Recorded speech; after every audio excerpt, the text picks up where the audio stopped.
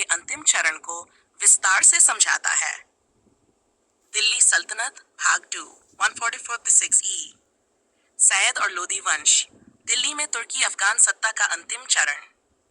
प्रस्तावना: दिल्ली सल्तनत का प्रारंभिक युग गुलाम, खिलजी और तुगलक वंश तैमूर के आक्रमण तक ने चरम पर था, लेकिन तैमूर के बाद भारत की राजनीतिक स्थिति अस्त व्यस्त हो गई। तभी 1664 में सैयद वंश और फिर 1151 में लोदी वंश का उदय हुआ, जिन्होंने दिल्ली की सत्ता को पुनः स्थापित किया। हालांकि ये युग पहले जैसी सामर्थ्यपूर्ण सल्तनत का नहीं था, लेकिन यह काल भारतीय इतिहास में अफगान शासकों की अंतिम जीत और मुगलों के आगमन के लिए पृष्ठभूमि तैयार करता है।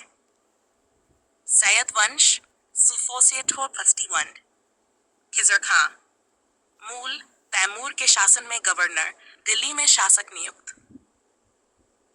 खिजर खां यदीजर थी तैमूर का प्रतिनिधि बनकर दिल्ली आए।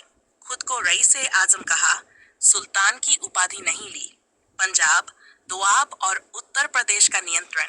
समय समय पर तैमूर के उत्तराधिकारी शाहरुख को श्रद्धांजलि दी। शासनकाल में शांति लेकिन कमजोर केंद्रीय सत्ता। मुबारक शाह यूफी अपने को सुल्तान घोषित किया। दिल्ली की सल्तनत को पुनर्संगठित करने का प्रयास। दौलताबाद, ग्वालियर और मुट्ठी भर राज्यों से विद्रोह दबाया। दरबारी हत्यारों द्वारा मृत्यु, सत्ता संकट गहराया। मोहम्मद शाह कई बार पंजाब और दोआब में विद्रोह। बरगुजर और जुनैद खान जैसे अफगान सरदारों को दमन, भ्रष्टाचार, गुटबंदी, आर्थिक संकट का समय। अलाउद्दीन आलम शाह एक कमजोर और विलासी शासक, में दिल्ली छोड़कर बदायूं चला गया। लोधी सरदार बहलोल लोधी ने इन फोर्ट फसीयाद में दिल्ली पर अधिकार किया। सैयद वंश की विशेषताएं: क्षेत्र विवरण, राजनीतिक कमजोर प्रशासन, बार बार विद्रोह, आर्थिक कृषि संकट, कर संग्रह में कठिनाई। प्रशासन: तैमूर की छाया में शासन, सैन्य गुटबंदी और विदेशी आक्रमण से अस्थिरता। लोधी वंश 144। संस्थापक बहलोल लोधी। विशेषता: पहला अफगान वंश जो तुर्की शासनों के बाद सत्ता में आया। बहलोल लोधी 429 सैयदों की कमजोरी का लाभ उठाकर सत्ता हासिल की। अफगान सरदारों का विश्वास जीता। जौनपुर, लखनौती, बिहार पर नियंत्रण, सामंतों को इक्ता पद दोबारा दिए। सरल, न्यायप्रिय, जनप्रिय शासक। सिकंदर लोधी 159 लोधी वंश का सबसे योग्य शासक। नई राजधानी आगरा की स्थापना। प्रशासन में कड़ाई, कानून व्यवस्था में सुधार। मौखिक और लिखित रिकॉर्ड प्रणाली को बल, हिंदुओं पर कर दोबारा लगाया, लेकिन मंदिरों को नष्ट नहीं किया। संस्कृत कवियों और विद्वानों को संरक्षण। साहित्य और संस्कृति, फारसी भाषा को बढ़ावा, संस्कृत से फारसी में अनुवाद, चिकित्सा, विज्ञान, ज्योतिष ग्रंथों को संरक्षण। इब्राहिम लोधी 6 अत्यधिक कठोर और तानाशाह, अफगान सरदारों से संघर्ष। भाई जलाल खां और सरदार दौलत खां लोधी से झगड़ा। पंजाब के सूबेदार ने बाबर को भारत आमंत्रित किया। पानीपत की पहली लड़ाई 126 ई।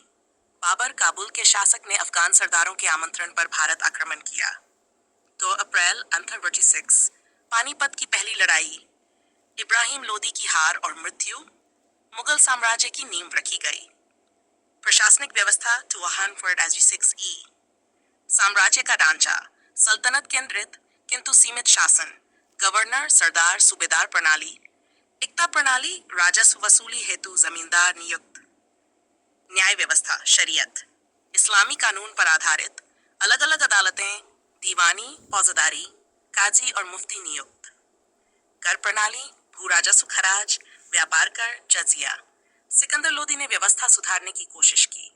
सांस्कृतिक और सामाजिक स्थिति, धार्मिक जीवन, इस्लामिक परंपराओं का सुदृढ़ीकरण, सूफी संप्रदाय का प्रसार, हिंदू मंदिरों का विनाश सीमित, लेकिन जजिया से असंतोष। स्थापत्य, लोधी उद्यान, शेर मांडली, मस्जिदें, प्रारंभिक इंडो इस्लामिक स्थापत्य शैली। समाज, अफगान सरदारों में स्वतंत्र प्रवृत्ति, जनता का प्रशासन से दूरी, जाति और धार्मिक भेदभाव। दिल्ली सल्तनत का पतन, कारण कारण विवरण, राजनैतिक, सरदारों में फूट, उत्तराधिकार संकट, सैनी बाबर की तोपों और संगठनबद्ध सेना के सामने कमजोर, सामाजिक, जनता में असंतोष, अफगानों का आपसी संघर्ष, आर्थिक, कर प्रणाली की असफलता, खेती और व्यापार में गिरावट। निष्कर्ष, दिल्ली सल्तनत का अंतिम चरण एक सौंधापरित संक्रमण काल था, जहां सैयदों ने तैमूर के छोड़े शासन को थामने की कोशिश की और लोदियों ने नई शक्ति के साथ उसे आगे बढ़ाया। लेकिन प्रशासनिक कमजोरी, राजनीतिक अस्थिरता और अफगान गुटबाजी ने इसे कमजोर कर दिया और अंततः बाबर के आक्रमण ने दिल्ली सल्तनत के युग का अंत कर दिया।